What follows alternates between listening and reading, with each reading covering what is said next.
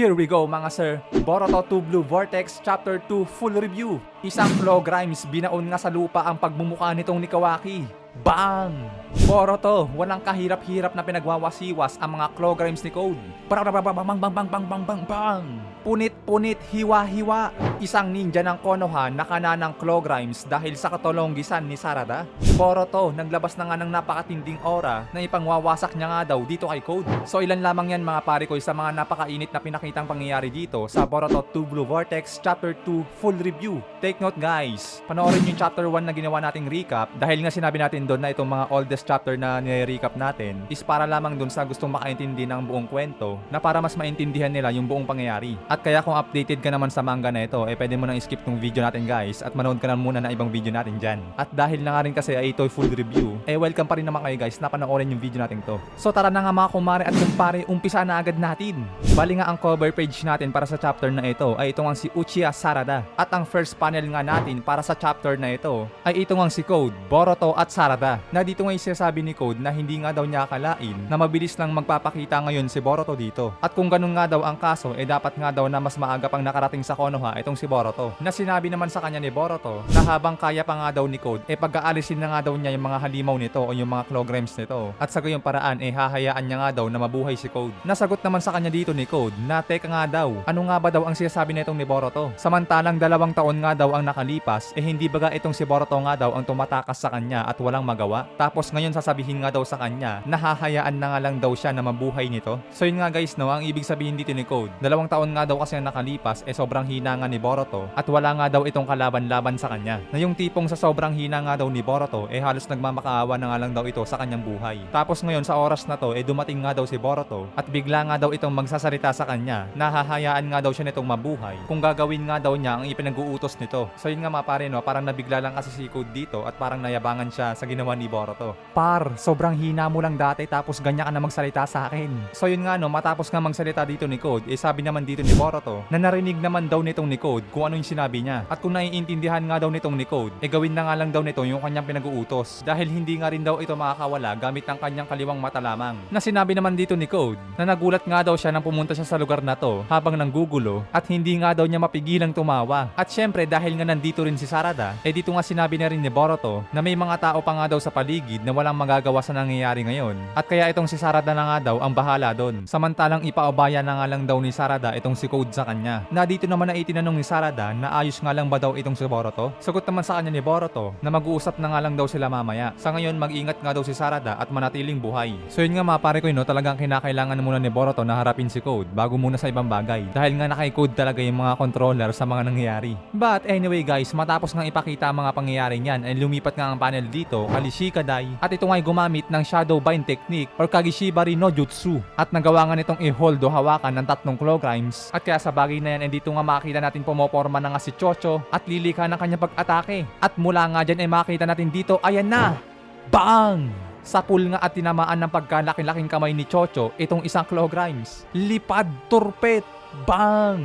At dyan nga yung sinasabi pa ng Himawari na napakaangas nga daw ng ginawang pag-atake ni Chocho. Ngunit subalit datapwat, ang hindi nga lang din napansin dito ni Chocho ay may biglaang lumabas na Claw Grimes sa likuran niya. At mula nga dyan aatakihin o kakagatin na nga siya neto habang siya nga ay nakatalikod. Pero mabuti na nga lamang at to the rescue nga agad dito si Inujin. Nagamit nga ang kanyang Inkbird ay dinakma nito ang isang Claw Grimes na aatake sana sa likuran ni Chocho. Nice one pare ko, ang galing ng kalapate mo. Na dito nga rin sinasabi ni Inujin kay Chocho na wag nga daw hayaan ni Tabachoy na bumagsak ang kanyang depensa. Nasagot naman sa kanya dito ni Chocho na hindi nga daw siya Tabachoy. Pero salamat pa nga rin daw kay Inujin. Ngunit subalit datapwat habang lumilipad nga sila Inujin dito, biglang ang kumana ang isang Claw Grimes dito na bit-bit nila. At pinangwasiwas nga ang buntot nito sa pakpak ng ibon ni Inujin. Putol nga ang kabilang pakpak ng ibon dito mga pare. At kaya nga sa bagay na yan dito nga nawalan sila ng balanse at nahulog nga dito si Himawari. At diyan nga dali-daling umatake na agad itong Claw Grimes para kagatin nga si Himawari. Pero hindi nga nagtagumpay dito si tropa dahil nga biglang dumating si Kawaki at ayan nga, Bang! Turpit na naman ng isang Frieza mga pare. Pero kakaiba nga itong Claw Grimes na to dahil nga nagawa nitong mabalanse ang kanyang pagbagsak at makalanding na maayos ng ganyang posisyon. Panis! Anyway, kung mapapansin nyo nga yung Claw Grimes na to, nagtataglay nga ito ng Rinnegan sa kanyang kabilang mata na mukhang siya nga lang ang kakaiba sa mga Claw Grimes na nakita natin. Anyway guys, nang safety na nga na makalanding itong sila Himawari, dito nga sinabi niya kay Kawaki na kuya, na sinabi naman sa kanya dito ni Kawaki na ilang beses nga ba daw niya sasabihin dito kay Himawari na wag nga daw siya tatawagin sa pangalang yun. Aray ko naman be, ginaganyan ka lang ng kuya mo. Anyway guys, dito nga napansin na nga rin ni Inujin na kakaiba nga itong Claw Grimes na kaharap nila ngayon dahil nga nagtataglay din ito ng Rinnegan. At bukod nga dyan mga pare ko, ang nakakagulat pa nga dito, mula nga sa isang bagsak na Claw Grimes ay mabilis nga lang nakapag-teleport itong may Rinnegan na Claw Grimes at ito nga ay biglang sumulpot sa likuran ni Kawaki. At mula nga dyan ayan na! Bang! Hindi na nga nagawa pang makaiwas ni Kawaki dito at itong ang Claw Grimes na to ay ibinaon nga ang mukha niya sa lupa. Bang! Na ang kasunod pa nga dito na i-chokeslam na nga dapat ng Claw Grimes na to si Kawaki, pero buti na nga lang at nandito si Shikadai at gumamit ito ng kanyang Shadow Bind technique na naman upang i-hold nga ito, hawakan itong Claw Grimes. Na habang naka-hold nga ang Claw Grimes dito ay sinasabi nga ni Shikadai na habang kaya pa nga daw ni Kawaki ay umalis o tumakas na nga daw ito dahil hindi nga daw matatagalan ni Shikadai na pigilan itong Claw Grimes. Pero mula nga din dito ay makikita natin sa mga mata ni Kawaki na nag-activate nga ang kanyang karma at sinabi nga nito na naiinis nga daw talaga siya kapag tinatawag siya ng mga tao sa pangalang Otsutsuki. At kaya nga din sa bagay na yan, dito nga makikita din natin, ayan na! Bang!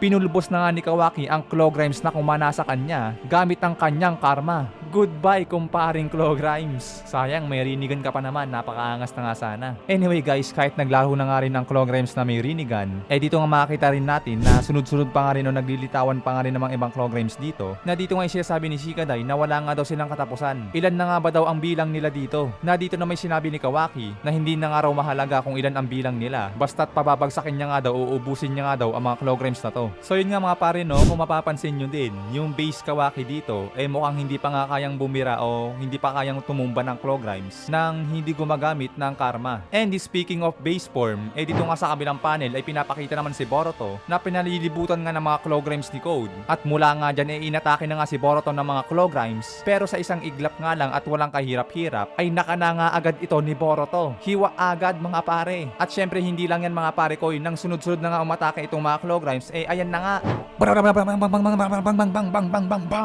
Wasiwas dito, wasiwas doon, wasiwas sa magkabila-bilaan. Nagkaputol-putol nga mga ilang bahagi ng mga Claw Grimes dito. Nandito kay makina natin natanggal ang kamay, tanggal din ang buntot, na nagresulta nga ng tumba at dapa lahat ng Claw Grimes ni Code. Ubos nga ang mga Frieza. At kaya nga sa bagay din niya na ginawa ni Boruto, dito nga siya sabi ni Code na wala na nga daw ibang paraan at mukhang nang totolongis nga lang daw kasi itong si Boruto. Na sinabi naman dito ni Boruto na kung ipagpapatuloy nga daw nitong ni Code yung paglalabas niya ng mga Claw Grimes, uubusin nga lang daw niya ito at wala siyang ititira. Na isinagot naman dito ni Code na wag nga daw mayabang itong si Boruto sa kadahilanan na nagawa lang nitong patumbahin yung mga ilang Claw Grimes niya. Dahil mas marami pa nga daw ito sa inaakala ni Boruto na nagkalat na nga daw sa paligid. At saka isa pa, para nga daw kay Code, para sa kanya, itong mga Claw Grimes ay mga simpleng gamit lang. So para kay Code, mga simpleng kagamitan lang pala itong mga Claw Grimes, no? At kaya nga dahil yan, dito na nga rin sinabi ni Boruto na hanggang ngayon hindi pa nga rin daw naiintindihan ni Code ang kalagim-lagim na pwedeng maidulot ng Ten Tails. At kaya nga din sa bagay na yan, dito nga na itanong ni Code na ano nga ba daw ang ibig sabihin netong ni Boruto. Ano nga ba daw ang mga pinagsasasabi nito? So yun nga mga pare ko no, sa nakita natin ngayon, mukhang hindi pa nga naiintindihan ni Code yung mga nangyayari. I mean, hindi pa naiintindihan ni Code yung mga pwedeng maging epekto o yung maging resulta sa ginagawa niyang atarantaduhan. Anyway guys, kaalinsabay nga niyan pinapakita rin dito na itong ang si Sarada ay tutuluyan na nga itong nakadapang Claw Grimes. At mula nga dyan ayan na!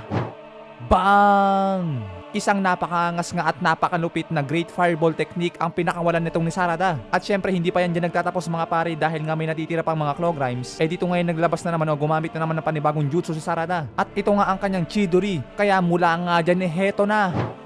Bang! Sapul at punit nga ang dalawang Claw Grimes dito mga pare. Sleep well na naman ang mga Frieza. At dahil nga din sa bagay na yan na ginawa ni Sarada, dito nga napahanga itong dalawang ninja na kanilang sinasabi na isa nga ba daw talagang genin si Sarada dahil napakaangas nga daw ng ginawa niyang pag-atake na walang kahirap-hirap na napatumba ang mga Claw Grimes. Ngunit subalit datapwat sa hindi nga inaasahang bagay may mabilis nga lang na sumulpot na Claw Grimes dito sa likuran ni Sarada at ito nga ay kakagatin na siya pero buti na nga lang at nandito yung kasama kanyang ninja at ang ginawa nga nito ay siyang humarang upang maisalba nga itong si Sarada. At kaya ang nangyari ito ang si Tropa ang nakagat ng claw grimes imbis na si Sarada. At syempre nang tuluyan na nga talaga makagat si Tropa, nangyari dito guys, tuluyan na siya na nga ay naging puno. Goodbye kaibigan. At kaya nga din sa pangyayaring yan, dito nga napatanong si Sarada na ano nga ba daw ang nangyayari? Bakit nga daw naging puno si Tropa? So yun nga mapare ko yun no, dito sa part na to, medyo naging pabaya nga si Sarada at naging kumpiyansa na kung kaya niya nang patubahin yung mga ilang claw grimes. Kaya ang nangyari nagbaba na agad siya ng kanyang depensa. Which is yun nga yung sinabi ni Inujin kay Chocho kanina na wag nga daw hayaan ni Chocho na bumaba ang kanyang depensa. Na siyang napabayaan nga ni Sarada. Pero mabuti na nga lang talaga at salamat kay Tropa. Anyway guys, ang next panel naman dito ay bumalik nga ang eksena dito kay Code at Boruto na dito yung sinasabi ni Code na may idea naman daw siya o may alam naman daw siya patungkol sa Ten Tails. Na ang katotohanan pa nga daw ay ang Ten Tails nga daw ang siyang kakain sa Otsutsuki. Isang halimaw nga daw ito na kumakain sa sinuman na may pakiramdam hanggang sa makatagpo o makahanap nga daw ito ng isang Otsutsuki. Na isinagot naman dito ni Boruto na normally tama naman daw ang sinabi ni Code. Pero hindi nga lang daw ang bagay na yon. Lalo't magiging mas malawak pa nga daw ito dahil nga daw sa mga ginawa ni Code. Sa idinagdag daw ni Code na transformation sa Ten Tails. Pero may natitira pa nga daw silang oras na habang nakokontrol pa nga daw ni Code ang mga to, lipulin na nga daw niya ito. Or kung hindi, mapupunta nga daw ito sa pinakamalalang sitwasyon na magdudulot ng pinakamalagim na resulta sa hinaharap. Na isinagot naman dito ni Code na ano nga ba daw ang punto dito ni Boruto. Dahil pagdating din naman daw ng araw ang mundong ito ay mapapahamak. At yun din naman daw ang hinaharap na inaasahan niyang mangyayari na siyang binabalak niya nga din daw na gawin. Dahil kapag ang Ten Tails ay nakakain na nga daw ng Otsutsuki, ay mangyaring kukunin nga daw nito ang lahat ng bunga sa lupa at ito nga daw ay magiging Divine Tree. At kaya nga din dyan dito na nga rin sinabi ni Boruto na isang beses na nga lang daw niyang sasabihin ito na hahayaan niya nga daw mabuhay si Code. At ang kapalit nga daw nito dalhin nga daw siya ni Code sa lugar na kung saan tinago nito ang Ten Tails. Na isinagot naman sa kanya dito ni Code na kahit ang katulonggisan nga daw ay may limit na kaya nawala na ba daw talaga sa tamang pag-iisip si Boruto. Na isinagot naman dito ni Boruto na mapurol nga daw siya. Kaya ang pagpaslang nga daw kay Code ay napakadali lamang kaysa mamatay nga daw ng walang kabuluhan. Kaya bakit nga daw na hindi na lang gumawa ng kabutihan si Code imbis na sayangin nga daw nito ang kanyang buhay. Nasagot naman sa kanya ni Code dito na katulonggisan nga daw yun dahil mismong si Boruto nga daw ang siyang mamamatay dito. So dahil nga matigas talaga ang ulo ni Code dito mga pare, dahil dyan ang kasunod nga na panel dito na pinapakita ay sinasabi nga dito ni Boruto na mukhang hindi na nga daw maililigtas pa itong bonak na si Code. Kaya mula nga din dyan makakita natin dito yung kamay ni Boruto na may mga naiipon na nga na chakra na umiikot-ikot at habang papalapit nga siya dito kay Code, dito nga mapapansin din natin na parang napapanlibutan nga siya ng kanyang chakra na sinasabi nga ni Code dito na Rasengan na naman daw. Hindi na nga ba daw naisip ni Boruto na alam niya ang bagay na to? Ngunit subalit datapwat ang kakaibang bagay nga dito na makikita natin sa next panel ay sinasabi nga dito na itong abilidad na nilabas ni Boruto ay tinatawag nga na Uzuhiko Rasengan, which means panibagong klase na naman ito ng Rasengan. Ano nga ba ang epekto nito at gaano nga ba ito kalakas? Well, malalaman natin yan sa next chapter na ating tatalakayin sa Boruto 2 Blue Vortex Chapter 3 Full Review. Kaya hanggang dito lang muna ang ating full review para sa Chapter 2 ng Boruto 2 Blue Vortex. Maraming salamat guys, keep safe palagi. Anime Tagalog Talakayan nagpapaalam.